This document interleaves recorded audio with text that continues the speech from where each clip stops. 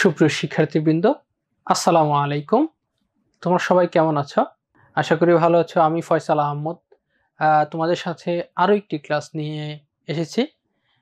আজকে আমরা জানবো ভারতীয় উপমহাদেশে ইসলাম। আজকের ক্লাসে আমরা জানবো ভারতীয় উপমহাদেশে ইসলাম। আমরা আগের ক্লাসে শিখেছিলাম যে অষ্টম শতকে আমাদের এই বাংলায় অর্থাৎ ভারতবর্ষে মুসলমানদের আগমন ঘটে। তাহলে আমরা এখন একেবারে হাতে কলমে এখান থেকে শিখব। মূলত 712 খ্রিস্টাব্দে মোহাম্মদ বিন কাসিম সিন্ধু বিজয়ের ফলে সর্বপ্রথম ভারতীয় উপমহাদেশে ইসলামের আগমন ঘটে। এই মোহাম্মদ বিন কাসিম হচ্ছে পূর্বাঞ্চলীয় শাসনকর্তা হাজ্জাজ বিন ইউসুফের জামাতা।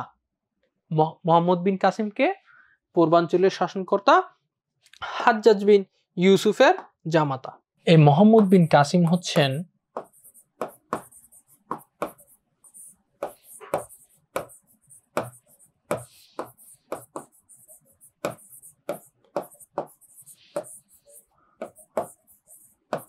পূর্বাঞ্চলীয়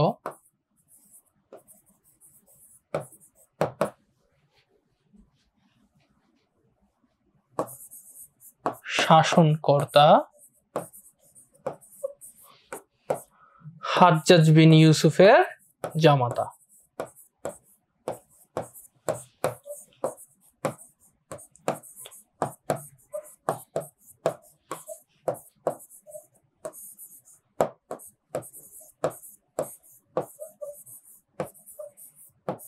তাহলে আমরা এখান থেকে এটা শিখলাম যে মোহাম্মদ বিন কাসিম ছিলেন পূর্বাঞ্চলের শাসনকর্তা হাজ্জাজ বিন ইউসুফের জামাতা। ওকে, তাহলে 712 খ্রিস্টাব্দে আমরা জয় করেছি মোহাম্মদ বিন কাসিমের মাধ্যমে সিন্ধু। এর আগে কি আমাদের এই ভারতবর্ষে কেউ জয় করতে আসেন নাই? আসছেন 711 খ্রিস্টাব্দে আব্দুল্লাহ আর বুধাইল দুইজন, ঠিক আছে, তারা দুইজনে হেরে গেছেন। পরবর্তী 712 খ্রিস্টাব্দে মোহাম্মদ বিন কাসিম আমাদের সিন্ধু বিজয় করলেন। সিন্ধু বিজয় করার মাধ্যমে ভারতবর্ষে ইসলামের আগমন ঘটে। তিনি সর্বপ্রথম তিনি সিন্ধুর দেবল বন্দর জয় করেন। আমরা এখানে একটু দেখতে পাচ্ছি যে এই যে সুলতান মাহমুদ 1000 থেকে 1027 পর্যন্ত মোট 17 বার ভারতবর্ষে অভিযান পরিচালনা করেন। প্রত্যেকবারেই তিনি জয়লাভ করেছেন। এখান থেকে কিছু তিনি গনিমত পেয়েছেন বা লুট করেছেন, যাই বলতে পারি। তিনি সেই সম্পদগুলো নিয়ে আবার তার আগের ডেরায় ফিরে গিয়েছেন, কিন্তু তিনি এখানে স্থায়ী মুসলিম শাসন প্রতিষ্ঠা করেননি। 712 খ্রিস্টাব্দেও মোহাম্মদ বিন কাসিম সিন্ধু বিজয়ের ফলে এই যে ভারতীয় উপমহাদেশে মুসলমানদের আগমন ঘটলো, তিনি কিন্তু স্থায়ী শাসন প্রতিষ্ঠা করেননি। পরবর্তীতে 1192 খ্রিস্টাব্দে গজনির সুলতান মইজুদ্দিন মোহাম্মদ বিন শামস, ইতিহাসে যিনি মোহাম্মদ ঘুরি নামে পরিচিত, তিনি তারাইনের দ্বিতীয় যুদ্ধে জয়লাভের মধ্য দিয়ে ভারতবর্ষে সর্বপ্রথম মুসলিম শাসন প্রতিষ্ঠা করেন। তারাইনের প্রথম যুদ্ধ হয়েছিল কত সালে? কেউ যদি জানো তাহলে কমেন্ট বক্সে লিখে দিতে পারো। তারাইনের প্রথম যুদ্ধ কত সালে হয়েছিল আমরা একটু দেখি। এই তরাইনের প্রথম যুদ্ধ হয়েছিল 1191 খ্রিস্টাব্দে।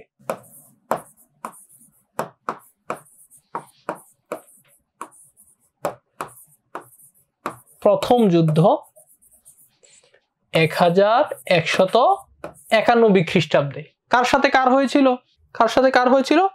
পৃথ্বীরাজ চৌহানের সাথে মোহাম্মদ ঘুরির। কার সাথে? পৃথ্বীরাজ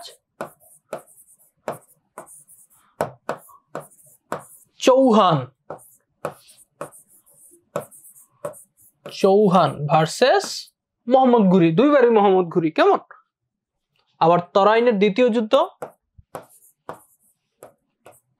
1192 খ্রিস্টাব্দে পৃথ্বীরাজ চৌহান ভার্সেস মোহাম্মদ ঘুরি।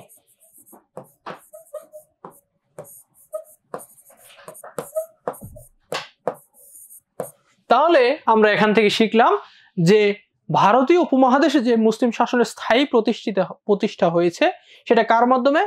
মোহাম্মদ ঘুরির মাধ্যমে। এই মোহাম্মদ ঘুরি কার সাথে যুদ্ধ করেছেন? পৃথ্বীরাজ চৌহানের সাথে। প্রথমবার তিনি হেরেছেন, দ্বিতীয়বার তিনি জয়লাভ করেছেন। সালটা কত?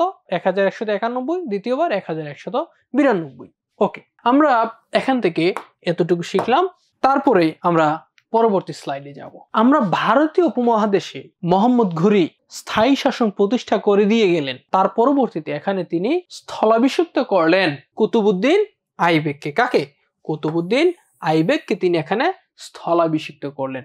তাহলে ভারতের দাস বংশের প্রতিষ্ঠাতা কুতুবউদ্দিন আইবেক। কুতুবউদ্দিন আইবেক ছিলেন মোহাম্মদ ঘুরির দাস। তাহলে ভারতীয় উপমহাদেশে দাস বংশের প্রতিষ্ঠাতা কুতুবউদ্দিন আইবেক। এক দিল্লির কুতুব মিনার তিনি নির্মাণ করেন। দিল্লির কুতুব মিনার নির্মাণ করেন। এই কুতুব মিনারটা কার নামে নামকরণ করা হয়েছে? তোমরা যদি কেউ জানো তাহলে কমেন্ট বক্সে কমেন্ট করতে পারো। কুতুব মিনার, কুতুব মিনার নামকরণ করা হয়েছে একজন দরবেশের নামে। সে দরবেশটার নাম হচ্ছে কুতুবউদ্দিন বখতিয়ার কাকি। কুতুবউদ্দিন বখতিয়ার কাকি, তার নামে নামকরণ করা হয়েছে। ওকে, এই কুতুবউদ্দিন আইবেক তার উপাধি ছিল লাখ বক্স। তার উপাধি কি ছিল? লাখ বক্স। ঠিক আছে, আমরা তার পরবর্তীতে যাব ইলতুৎমিশ। ভারতীয় উপমহাদেশে প্রথম মুদ্রার প্রচলন করেছেন শামসুদ্দিন ইলতুৎমিশ, সুলতান শামসুদ্দিন ইলতুৎমিশ। তিনি, তার উপাধি ছিল সুলতানি আজম। আমরা এখান থেকে দুইটা জিনিস শিখবো, তারপরে এটা দেখবো।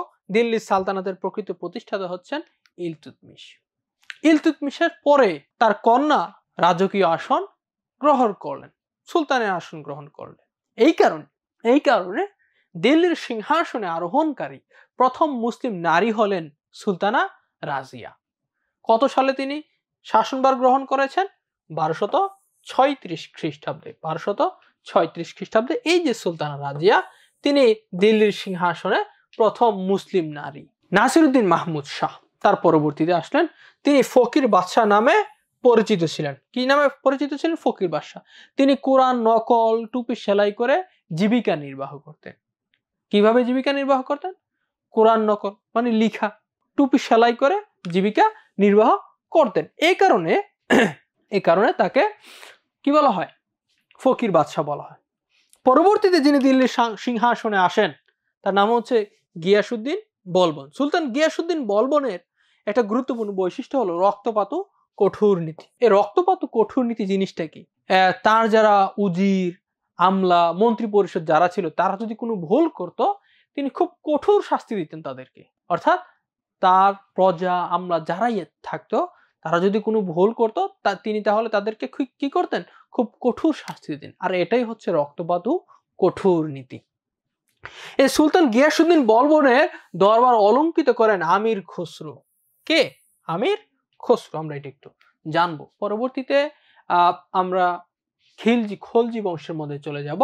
এই খলজি বংশ থেকে এই যে দেখেন, দাস বংশের পরে দিল্লির শাসন কার্য পরিচালনা করে কারা?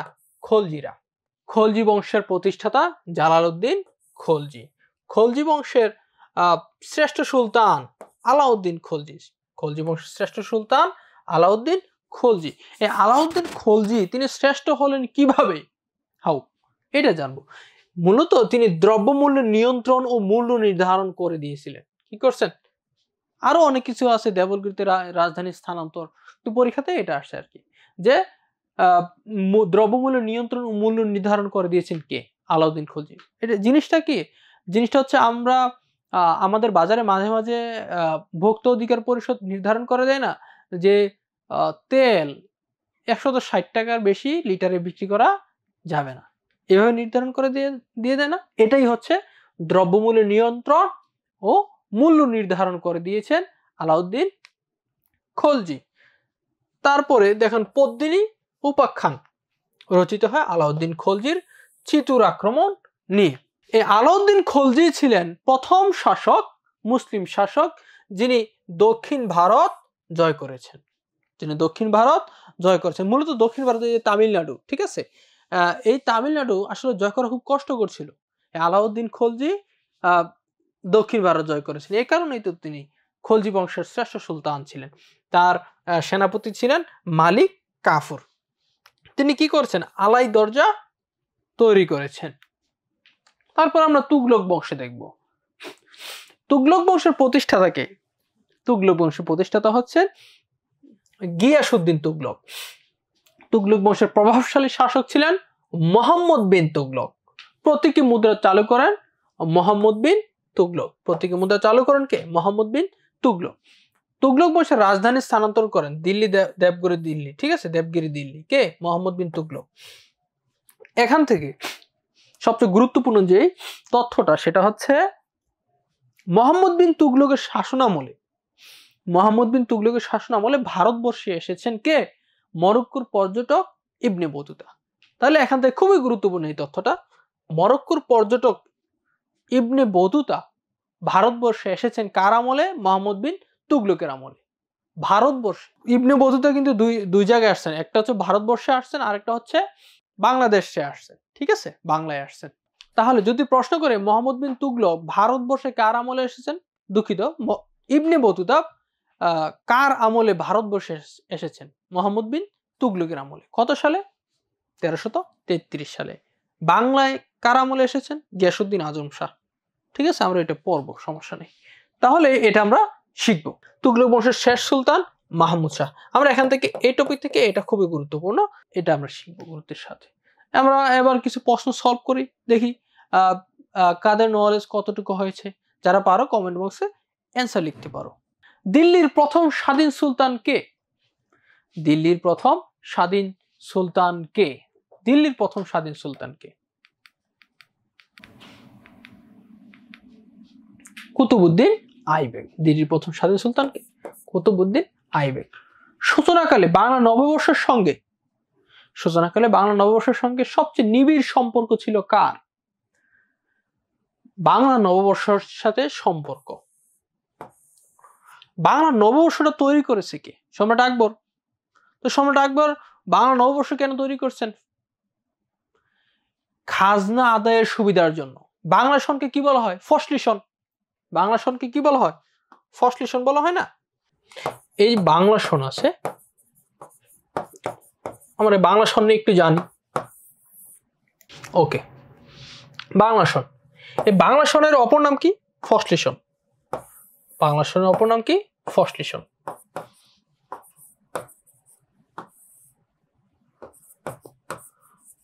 এই বাংলা সন কোন সম্রাট চালু করেছেন? সম্রাট আকবর। সম্রাট আকবর।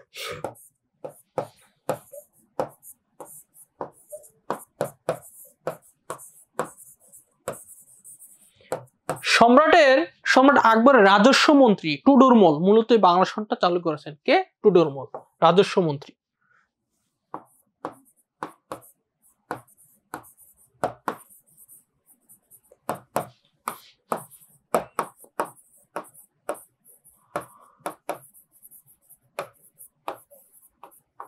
সম্রাট আকবরের রাজস্ব মন্ত্রী টুডরমল মূলত এই বাংলা সনটাকে কি করেছেন? চালু করেছেন। তাহলে এটা আমরা শিখলাম। ওকে, তাহলে বাংলা সন নিবিড়ভাবে সম্পর্ক আছে কিসের সাথে? কৃষির সাথে। কিসের সাথে? কৃষির সাথে। ভারতবর্ষে দাস বংশের প্রতিষ্ঠাতা কে ছিলেন? ভারতবর্ষে দাস বংশের প্রতিষ্ঠাতা কে ছিলেন? অ্যান্সার করো। কুতুবউদ্দিন আইবেক, মোহাম্মদ ঘুরি, সুলতান মাহমুদ। আমরা শিখেছি কুতুবউদ্দিন আইবেক। গৌড়ের নাম জান্নাতাবাদ নামকরণ করেছেন কে? গৌড়ের নাম জান্নাতাবাদ নামকরণ করেছেন কে? গৌড়ের নাম জান্নাতাবাদ নামকরণ করেছেন সম্রাট হুমায়ুন। সম্রাট হুমায়ুন। আমরা এটাও শিখলাম। দেখে অ্যান্সার করো সবাই। শেষ মুঘল সম্রাট কে ছিলেন? শেষ মুঘল সম্রাট কে ছিলেন? দ্বিতীয় বাহাদুর শাহ। এই 1857 সালে সিপাহী বিদ্রোহ যখন হইল, 1857 সালে সিপাহী বিদ্রোহ যখন হইল, তখন সর্বশেষ দ্বিতীয় বাহাদুর শাহ ওই যুদ্ধে হেরে গেলেন। ওই যুদ্ধে হারার মাধ্যমে বাংলাদেশের স্বাধীনতার সূর্য একেবারে স্তিমিত হয়ে গেছে। মানে 1757 সালে তো শেষ হইলই, কিন্তু তবু একটু বাকি ছিল। ওই বাকি যা ছিল সিপাহী বিদ্রোহের মাধ্যমে চেষ্টা করছিল, কিন্তু তারপরেও যখন হইল না, একবারই শেষ। ঠিক আছে, ওই আশাও শেষ। তাহলে দ্বিতীয় বাহাদুর শাহ ছিলেন। আচ্ছা, একটা প্রশ্ন করি, বলো। সেটা হচ্ছে সিপাহী বিদ্রোহ সাথে স্মৃতি বিজড়িত স্থান ভিক্টোরিয়া পার্ক কোথায় অবস্থিত? বলতে পারবে কেউ? দেখি তুমি অ্যান্সার করতে পারো কিনা। বাংলাদেশকে জান্নাতাবাদ নামকরণ করেছেন কে? বাংলাদেশকে জান্নাতাবাদ নামকরণ করেছেন কে? সম্রাট হুমায়ুন। পানিপথের তৃতীয় যুদ্ধ হয়েছে কত সালে? 1761 সালে। পানিপথের তৃতীয় যুদ্ধ হয়েছিল কত সালে? 1761 সালে। পানিপথের এটা কি রাস্তা না জায়গা? কেউ কি বলতে পারবে? একটা জায়গার নাম। ভারতের হরিয়ানা রাজ্যের পাশে অবস্থিত, বা হরিয়ানা রাজ্যে অবস্থিত, ভারতে অবস্থিত। এই পানিপথ নামক স্থানে মোট যুদ্ধ হয়েছিল 3টা। কয়টা? 3টা। 1526 সাল, 1556 সাল, 1761 সাল। তাহলে আমরা জানলাম পানিপথে মোট যুদ্ধ হয়েছে কয়টা? 3টা।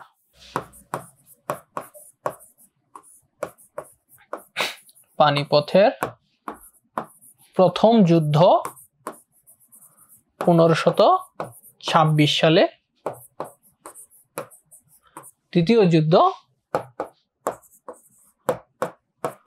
1556 সালে। আমরা পরবর্তী কোনো ক্লাসে এটা নিয়ে একটু বিস্তারিত পড়ব। পানিপথের তৃতীয় যুদ্ধ 1761 সালে। ওকে, তাহলে আমরা জানলাম পানিপথের মোট যুদ্ধ হয়েছে কয়টা? 3টা। ওকে, সর্বশেষ প্রশ্ন, বাবরি মসজিদ ভারতের কোন শহরে অবস্থিত? ভারতবর্ষের কোন শহরে অবস্থিত? আমরা জানি বাবরি মসজিদ সম্রাট বাবর যেটা প্রতিষ্ঠা করেছিলেন, এটা ভারতের উগ্রবাদী হিন্দুরা এটাকে কি করছেন? ধ্বংস করে ফেলছে। আরএসএস অর্থাৎ বিজেপি, তাদেরও হাত ছিল। যাই হোক, আমরা এটা এখান থেকে এখন শিখবো যে বাবরি মসজিদ ভারতবর্ষে কোন শহরে অবস্থিত ছিল? অযোধ্যায়। কোথায়? অযোধ্যাতে। তাহলে আমরা এখান থেকে সবগুলো উত্তর এখানে দেওয়া আছে। সুপ্রিয় শিক্ষার্থীরা, আমরা আজকে যেটা শিখলাম সেটা হচ্ছে ভারতীয় উপমহাদেশে ইসলাম। ভারতীয় উপমহাদেশে মূলত যে ইসলামটা আসছে, মূলত এই যে হানাহানি, রাহাজানি, এগুলো থেকে মুক্ত দেওয়ার জন্য 8ম শতকে ভারতবর্ষে মূলত এই ইসলামটা আসছে শান্তির বাণী নিয়ে। এই শান্তির বাণী নিয়ে আসছে। আমরা এখান থেকে আমরা পরীক্ষা উপযোগী করে অনেক কিছু শিখলাম। আশা করি তোমরা যদি ভালোভাবে এই চ্যাপ্টারটা পড়ো, অবশ্যই পরীক্ষা কমন পাবে। তোমাদের সকলের জন্য শুভকামনা রইল। আসসালামু আলাইকুম।